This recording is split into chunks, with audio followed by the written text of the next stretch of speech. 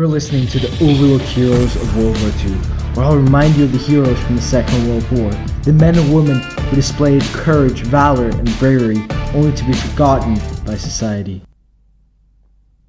Hello, my name's Alfred, and you're listening to my first podcast on the overlooked heroes of World War II. Now, to fully understand the story of 9 men deciding the outcome of the Second World War by setting back the Germans' plans to create an atomic bomb by months, we must first understand what happened before and why heavy water was so valuable to both the British and the Germans. A good starting point for our story would be Leif Tronstad. He was born in 1903 on the 27th of March, and he was a Norwegian chemist who graduated from the Norwegian Institute of Technology in 1927. Later in 1931, Harald Urey discovered deuterium oxide, or heavy water, which laid a foundation for Tronstad's research. Tronstad later returned to the institute as a chemistry professor. He started on the 1st of May 1936, and at the time, he was the youngest professor. In his short scientific career, Tronstad managed to pen 80 scientific publications, and 14 of which were related to heavy water.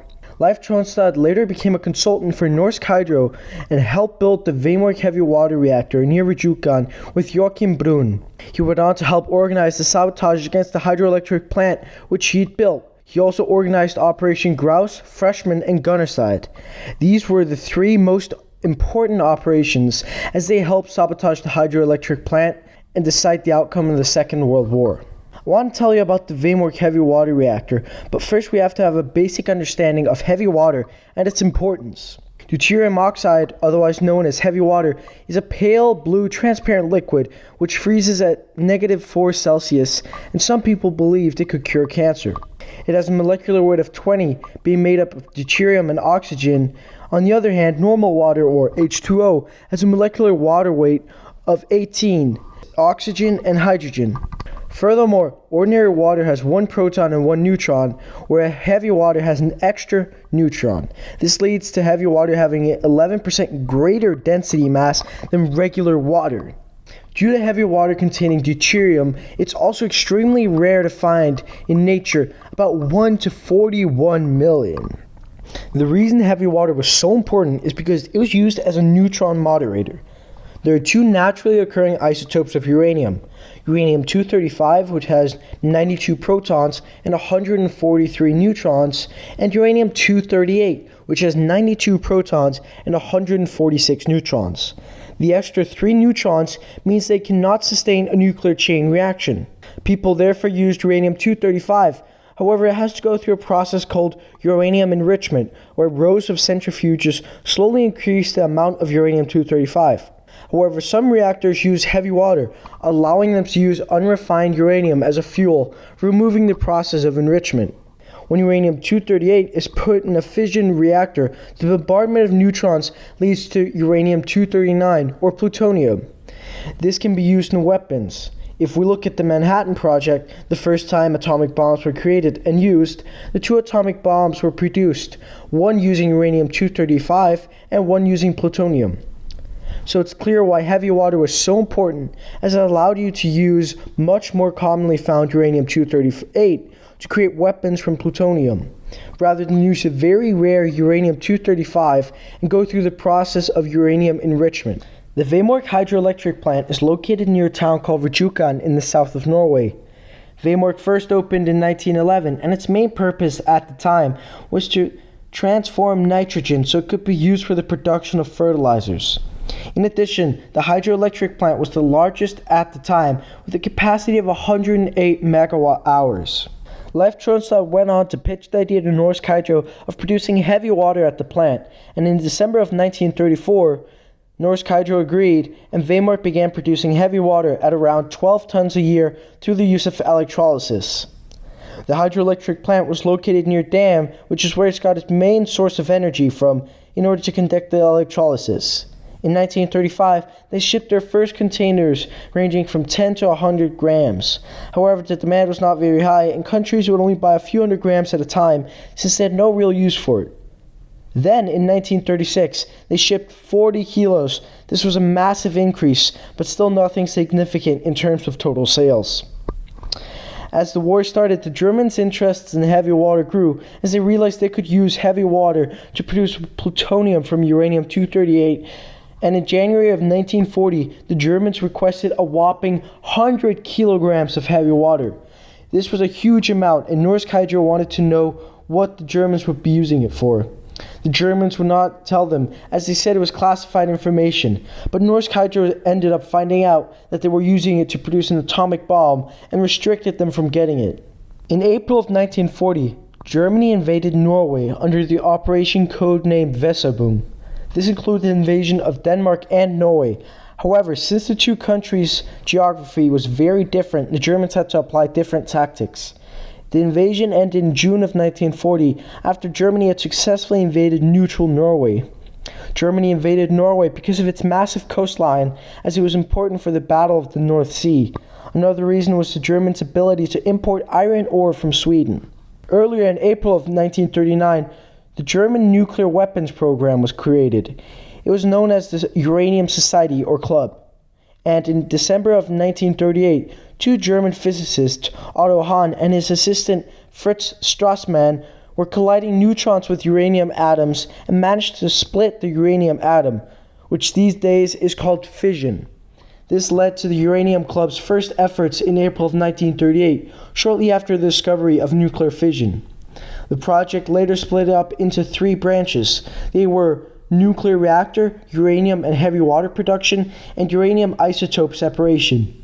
Many famous scientists were part of the German nuclear weapons program, including Heisenberg. So it's clear why heavy water was so important to the German atomic program. Looking at the end of World War II and what happened, the resulting Japanese unconditional capitulation after the first two atomic bombs were dropped in Hiroshima and Nagasaki. It's also clear what power the atomic bomb program had and its importance for the German war efforts. So now let's start talking about the three operations. The first operation was codenamed Grouse, and this was a preparatory operation before the main operation. The team was made up of 4 men. The leader was Jens Anton Poulsen, and the other 3 men were Knut Haugland, who was the radio operator, Klaus Hellberg, and Arne Kjeldstrup. These men had all fled from Norway after it was invaded by the Germans, and were eager to get back to their country and serve it. Now, imagine risking everything for a mission and not being told the purpose of the mission, only that if you failed, heavy water could get into the hands of the Germans, and they could create a bomb capable of blowing up London. Now, this was ungraspable at the time, as the biggest bomb could only blow up about 100 meters around. Now, being told that a bomb could blow up the biggest city in the world was something the men were so surprised and almost didn't believe. Now, before taking off, the men had to learn how to do parachute jumps as they were completely inexperienced. They only got a mere 3 practice jumps, so they had to be extremely focused in their learning. Later in an interview with BBC documentary, Knut Haugland said, "We had no difficulties with jumping. Normally, I would find this very hard to believe, given their lack of practice, the fact that they had to jump at night into an uninhabited mountain range. However, we also have to keep in mind that these guys were extremely motivated as they knew what was at stake here. So when he said, we had no difficulties with jumping, perhaps this is a relative comparison to the rest of the mission. Maybe learning to jump out of a plane at night in darkness over a mountain terrain with only 3 practice jumps was the easiest part of the mission. It sort of puts the odds that these men were up against into perspective. You might be wondering why I have a team of men do this compared to doing a bombing raid of the facility. Now this is because there are 2 types of bombing raids, a high altitude and a low altitude. However, low altitude bombings are waged way more often as they are a lot more accurate. Keeping this in mind, it was impossible to do a low altitude bombing on Vemork as it was surrounded by a mountain range. If they were to do a high altitude bombing, the bombs would be extremely inaccurate and most likely affect the nearby town of Rjukan, potentially killing many innocents. Secondly, if all the bombs were to hit Vemork and only Vemork, they would not reach the heavy water, which was located at the bottom of the plant covered by many layers of thick cement. On the 17th of October 1942, their plane took off, heading towards their home country of Norway. As the men jumped in the midst of night in the lonely Hardanger Plateau, their only companion was the full moon. They landed and gathered their equipment, which had been dropped there on the drop zone, weighing up to 1/4 of a ton altogether. They found their skis at last, which would have been their sole mean of transportation, and they had a month to travel a distance of 100 kilometers, scout the Vemork hydroelectric plant, set up a landing zone for the planes and gliders, which would be arriving with Operation Freshman. The team decided on taking 5 days worth of food and leaving half at the drop zone, expecting to come back in time. However, the journey ended up taking 15 days due to the harsh winter. As the days stretched out, the team had to ration their food, and they would end up consuming a mere 2,500 calories compared to the 6,000 to 7,000 that was demanded of their vigorous exercise in the cold weather. Imagine Michael Phelps. We all know him as the fantastic swimmer, and he swims in cold water. And after swimming for an hour in cold water, or 3 hours or 4 hours, however many hours he swims, he needs to consume 8,000 calories. These men are outside for 7 hours in minus 30 degrees, freezing and going with 30 kilos on their back whilst transporting heavy weights long distances on skis. They must be burning a lot of calories and therefore needing to consume way more calories than just those 2,500 they ended up consuming. This meant they were exhausted and malnourished, and on top of that, their radio antenna was not working, so they couldn't ask for backup or tell the people back home in England why the mission was taking so long. As the conditions continued getting worse, the team abandoned everything that was not absolutely crucial for the mission. This included a radio, 2 accumulators, a hand generator, a beacon to guide in the gliders, as well as tents, sleeping bags, weapons, and a cooking kit. This added up to a total weight of 250 kilos, which was broken up into 8 different loads of 30 kilos. With the equipment being broken up into 8 different packages, the men set up a type of shuttle system. This meant they had to do every journey 3 times, as they had to bring the load to a destination, then go back, and then bring another load there. Another reason for their exhaustion is explained in Anton Poulsen's report of the mission, where he said the snow was deep and heavy, and the men who went out of the ski tracks sank up to their knees. Now just imagine this for 1 second. You're going on a narrow ski path, and it's minus 30 degrees. You can see nothing around you. It's just you and another 3 men. And if you do just one step too far to the left or the right, you sink up to your knees in heavy, thick snow. Now, this is going to be hard getting out of. And I can just imagine how scared the men must have been, since they were all alone in this harsh environment. As the days went on, the team crossed a frozen lake. And whilst this can be very useful in saving valuable time, it's also extremely dangerous, as the original grouse team would have known, since their leader, Anton, fell into the frozen lake and had to be rescued by the others. However, this did not take them long, and luckily they had what is known as a ditch kit, which contains spare clothes, a tent, and if it hadn't been for the kit, Poulsen would probably most likely have died. Now, just imagine that you're skiing on this narrow track, and as Poulsen mentioned before in his report, the snow was heavy and deep. And your leader falls into a frozen lake. It's already negative 30 degrees out here, and you fall into the water, which is just above freezing.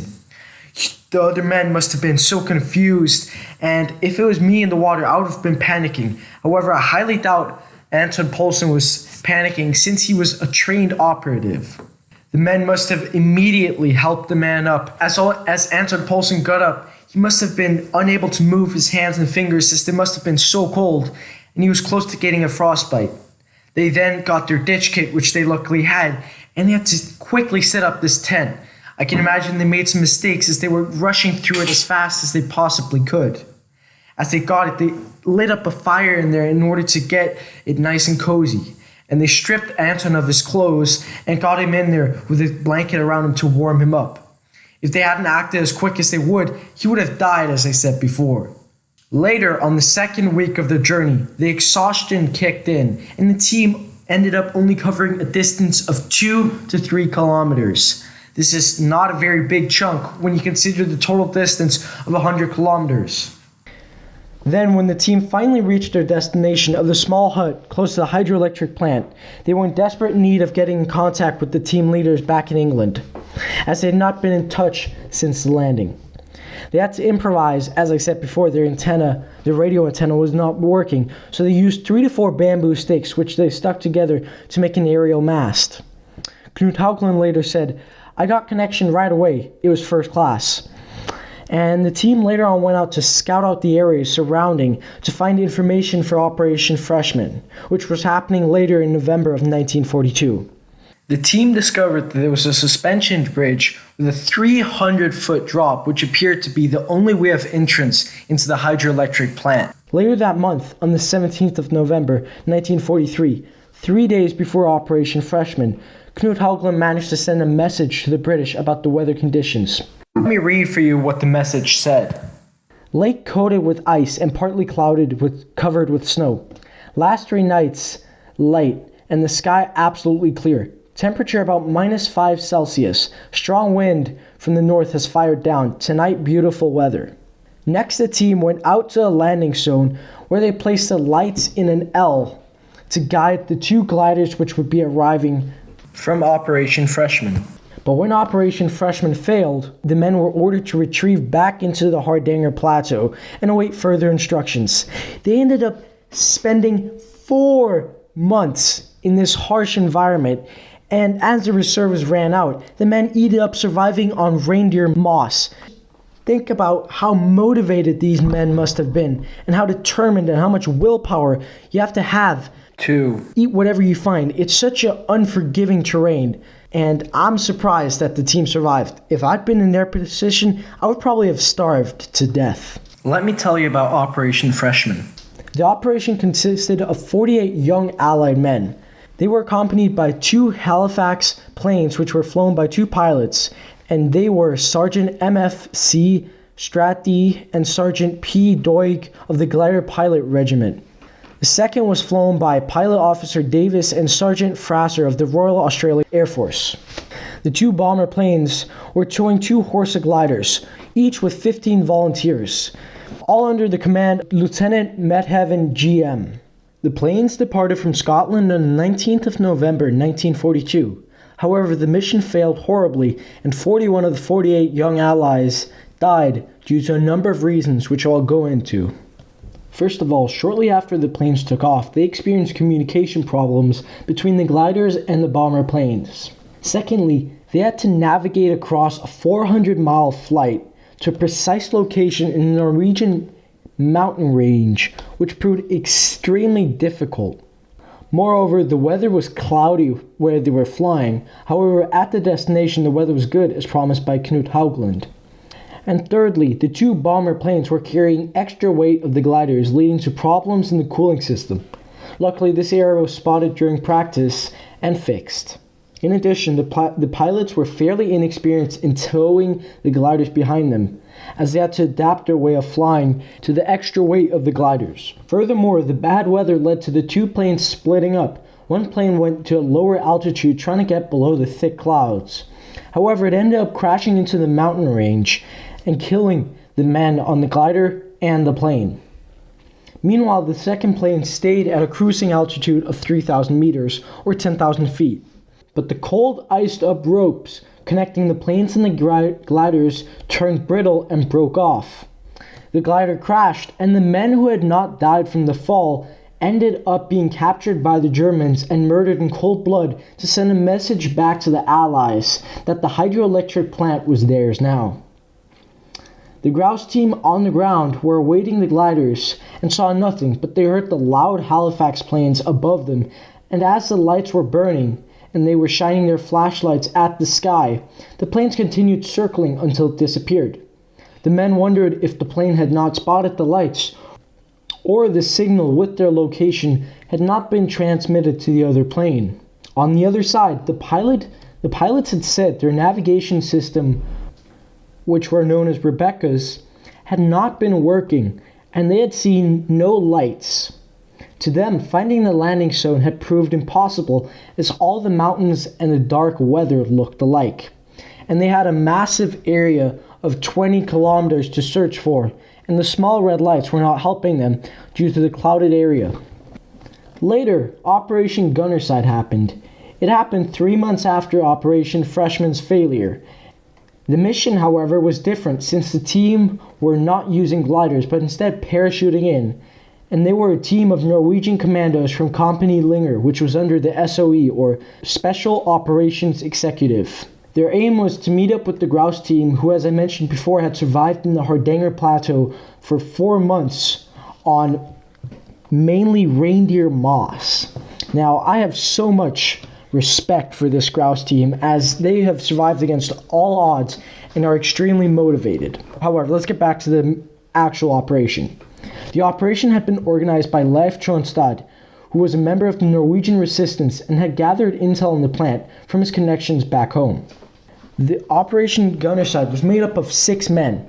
They were led by Joachim Rønneberg, and the others were Knut Haukeleid, who was the second in command, Fredrik Kaiser, Kasper Itland, Birger Stormsheim, all 3 of which were part of the explosive squad, and finally Hans Storhaug, who was a cover squad. This team had undergone a very intense training course in Scotland with the SOE, and the men were told never give your enemy half a chance. The men would have been training exercises at night in the mountains and would have to sleep outside for weeks. The SOE was notorious for their guerrilla warfares and tactics, and they only accepted the most athletic and elite soldiers.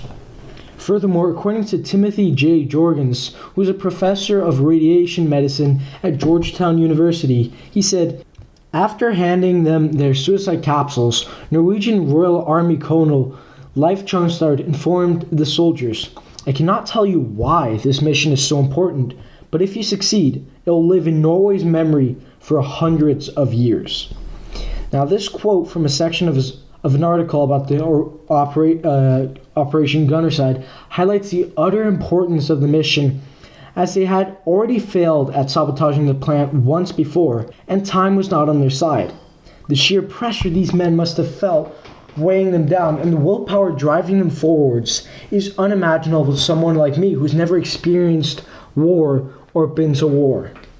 Then, on February 16th, 1943, the 6 men jumped out the plane, and they had strategically dressed themselves in British uniforms under their kits, so if they were to be captured by the Germans, it would not affect the nearby Norwegian civilization, as they would not punish them for being Norwegians, trying to do uproar in their Germanly invaded country. Then, after 5 days of traveling, the men reached the grouse team, who had been located in a hut near the plant, gathering intel on the guards, the factories, and the schedules. They exchanged information, and the grouse team told them everything they had discovered in the past months. Then on February 27, 1943, the 6 men began their sabotage on the hydroelectric plant.